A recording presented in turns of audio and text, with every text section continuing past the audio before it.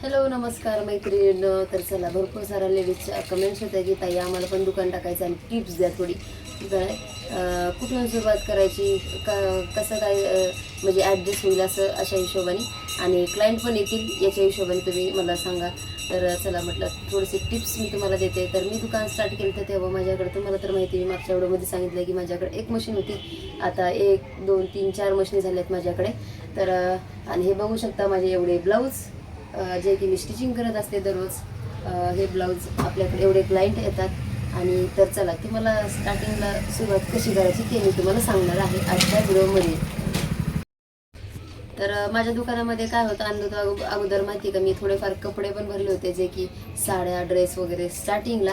तेव्हा मी कपडे पण थोडेफार विकायची. कपड्याचं एकदम फास्ट चालायला लागलं.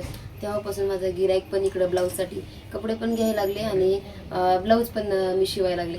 पण आता मला कपड्याचं हँडल होत नाही, कारण काय आहे ना, त्याच्यामध्ये इन्व्हेस्टमेंट खूप आहे. आता नवीन स्टार्टिंग केलं त्याच्यामुळे इन्व्हेस्टमेंट केली होती मी तेवढी, पण आता ना इन्व्हेस्टमेंट खूप जास्त होती त्याच्यामध्ये. आणि का नाही, ऑनलाईन कपडे 100 रुपयाला पासून ड्रेस यायला लागलेत.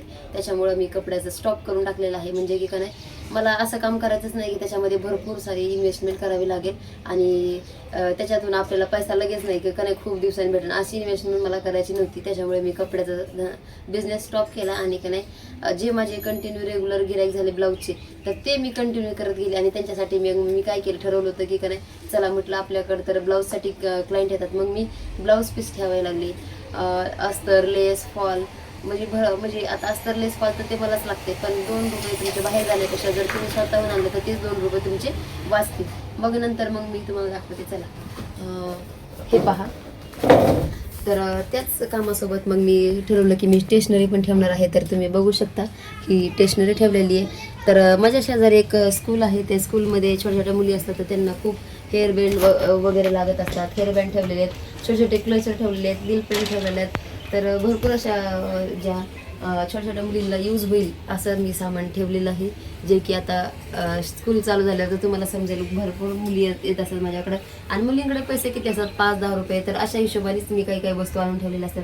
आणि ज्या माझे क्लायंट आहेत त्यांना पण सेफ्टी पिन वगैरे, मंगळसूत्र, पायात म्हणजे भरपूर अशा काही गोष्टी जे लेडीजला लागतात, कानातले वगैरे, इयरिंग्स वगैरे, सगळं काही मी ह्या स्टेशनरीमध्ये आणलेलं आहे. तर म्हणजे एका बिझनेससोबत तुम्ही भरपूर सारे काम करू शकतात आणि भरपूर सारी एका दुकानातून तुम्ही इन्कम करू शकतात. असा हा माझा छोटासा बिझनेस तुम्ही बघू शकता.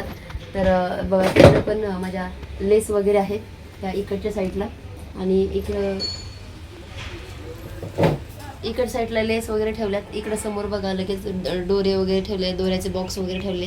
आणि इकडं आहेत माझे ब्लाऊज, काही थोडाफार आपला साड्याचा माल स्टॉक आहे, थोडाफार ड्रेस वगैरे, तर ते आहेत काही इकडे. आणि इथून इकडं अस्तर आहे, तर इकडे फॉल्स वगैरे हे सगळं आहे, ब्लाऊज पीस, लेस.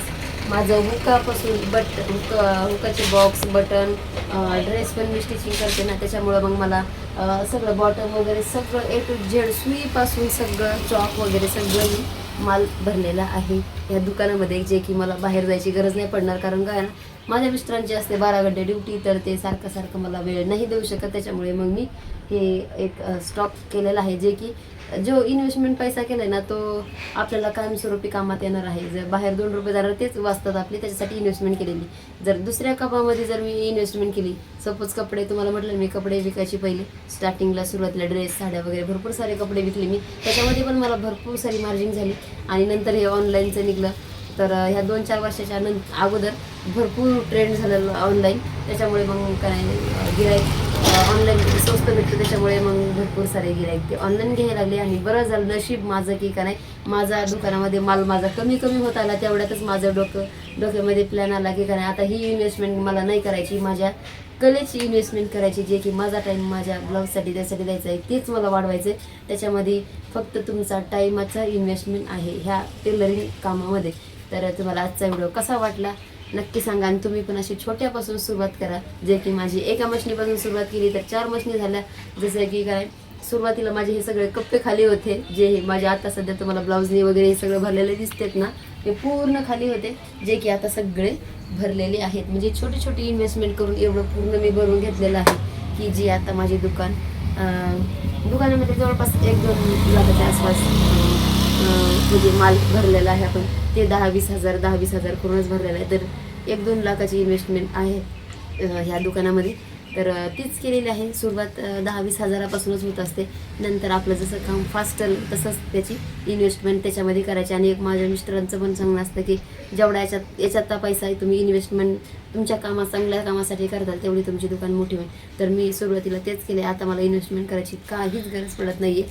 कारण काय ना म्हणजे माझे पैसे सेविंग राहतात. जे की इन्व्हेस्टमेंट मला करायची असली ना तर तेव्हा मी काय करते माहिती आहे का, जवळपास 40-50 हजाराचा माल मी एकट्या भरत असते. मग ते अस्तर, फॉल, नॉड वगैरे सगळे टू झेड शिलाईचं काम. पण शिलाईच्या कामातच इन्व्हेस्टमेंट करते. जर तुम्हाला दुसरा काही कपड्याचा बिझनेस वगैरे काही टाकायचा असेल तर तुम्ही त्याच्यासाठी इन्व्हेस्टमेंट करू शकता, जे की तुमच्यापाशी टाईम असेल ते करायला. तर माझ्यापाशी एवढा वेळ नाही, त्याच्यामुळे मग माझं काम मला हेच आवडतंय टेलरिंगचं. काही दिवसात आपलं पार्लरचं पण होईल, तेव्हा बघूया पार्लरचं कसं होतंय काय. अजून काही नक्की नाही, पण शिकायचं काम माझं चालू आहे. ओके, तर व्हिडिओ कसा वाटला मला नक्की सांगा कमेंट बॉक्समध्ये.